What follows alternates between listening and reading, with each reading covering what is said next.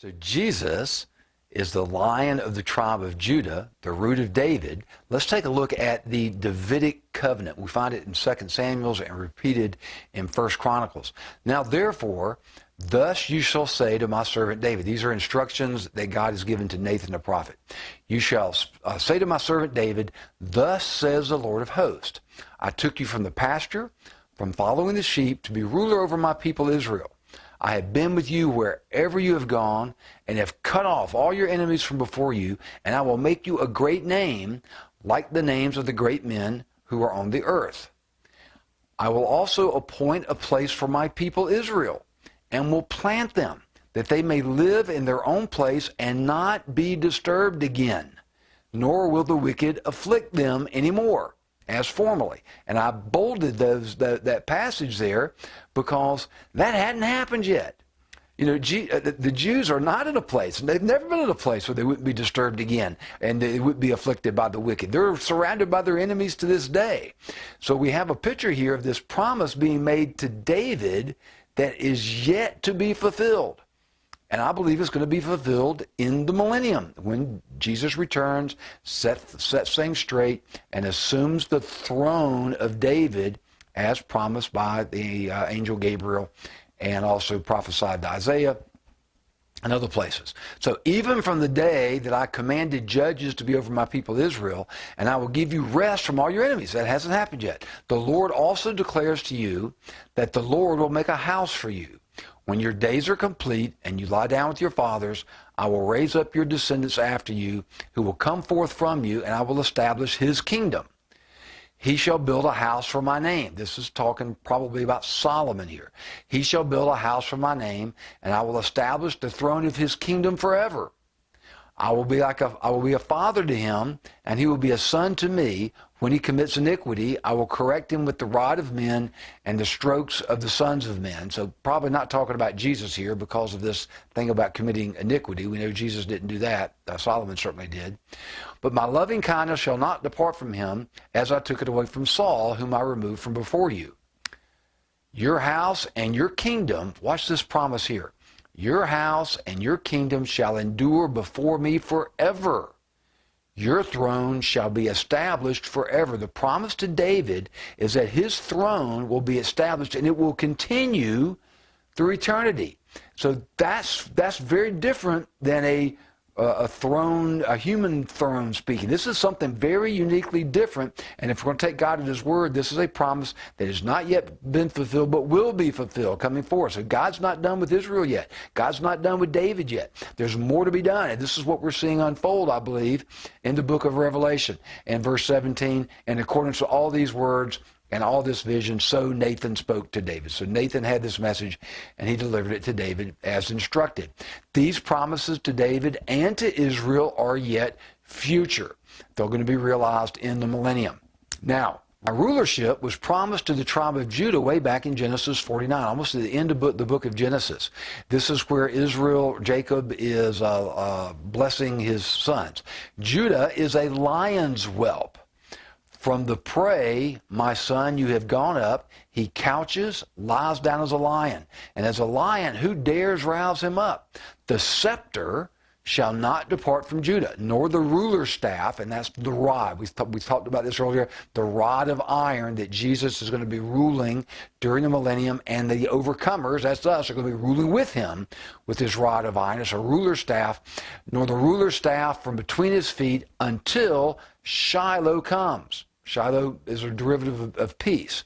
And to him shall be the obedience of the peoples. Now, Shiloh is understood to refer to the Messiah. So he's essentially saying that the scepter, rulership, will not depart from Judah until Shiloh comes. Now, Judah was the tribe for the kings. Levi was the tribe for the priests. So we had a separation there. So Jesus, being of the tribe of Judah, is a distinctly different priest. He is a high priest, but he's not a high priest of the Levitical order. He's a high priest of the order of Melchizedek. And we see that fleshed out more thoroughly in Hebrews chapter 7 and 8. But Shiloh refers to the Messiah. Early rabbis back this up. Talmudic authorities back this up. The scepter is understood as a symbol of governmental authority, especially as it relates to capital punishment. This is going to be important here in just a moment. Let's look at the book of Esther. All the king's servants and the people of the king's provinces know that for any man, this is Esther talking to her uncle Mordecai, and because she's scared to go before the king, although she's married to him, but he had a bunch of wives. Know that for any man or woman who comes to the king, to the inner court, who is not summoned, he has but one law, that he be put to death, unless the king holds out to him the golden scepter. By extending out the scepter, the king was indicating that you were allowed to come forward and you would not be put to death. And this is what Esther was afraid would happen, is that he would not extend the scepter to her. So the scepter became the symbol of life and death, so that he may live. And I have not been summoned to come to the king for these 30 days. So he said, he hadn't summoned me. I can't go there. I run the risk of being put to death. And of course, you know the story. Mordecai says, you come into the kingdom for just such a time as this. And of course, she did. And we have a great story there in the book of Esther. But it's a tie-in to this idea of rulership, the line of the tribe of Judah, the root of David, the Davidic covenant, the scepter not departing from Judah until the Messiah came. And here's an interesting twist on this historically. Along about AD 6 or 7, Coponius was appointed as the Roman procurator of Judea. And one of the first things that he did upon taking authority is he abolished the authority that the Jews had to administer capital punishment. He didn't let them do that anymore. He took it from them. He took the scepter from them. And this was confirmed by other historical writings. Josephus, the historian for the Jews, and now Archelaus's part of Judea was reduced into a province. And Coponius, one of the equestrian order of the Romans, was sent as a procurator, having the power of life and death put into his hands by Caesar. Caesar gives him the power of life and death, and he immediately takes it away from the Jews upon assuming rulership there in Judea. We also see it in the Jerusalem Talmud, a little more than 40 years before the destruction of the temple. Now, the temple was destroyed in 70 AD. So this is about 30-ish AD, because we got to subtract out the 40 years. So a little more than 40 years before the destruction of the temple, the power of pronouncing capital sentences was taken away from the Jews. This is why the Jews had to go to Pilate to get them to crucify Jesus, right? Because they weren't allowed to do it. So they had to make the appeal to Pilate. And Pilate, you know, the whole thing about Barabbas and washes his hands, taking on the role of the high priest, by the way, Pilate did. When he washed his hands and proclaimed that he found no fault in Jesus, he was assuming the role of the high priest, declaring the Passover lamb to be without blemish. And there's a really strange little twist that took place there. But this is why they had to go to Pilate to get this authorization for the crucifixion. The Sanhedrin, during this time of Coponius, were so distraught when they learned this news. They were so distraught that the scepter had been taken away from Judah before Messiah came, that they put on sackcloth and ashes and went around saying, "Woe unto us, for the scepter has departed from Judah, and the Messiah has not come." You ready for this? Little did they realize that up there on the northern side of the Sea of Galilee, we got a son of a carpenter growing up in that little town called Nazareth.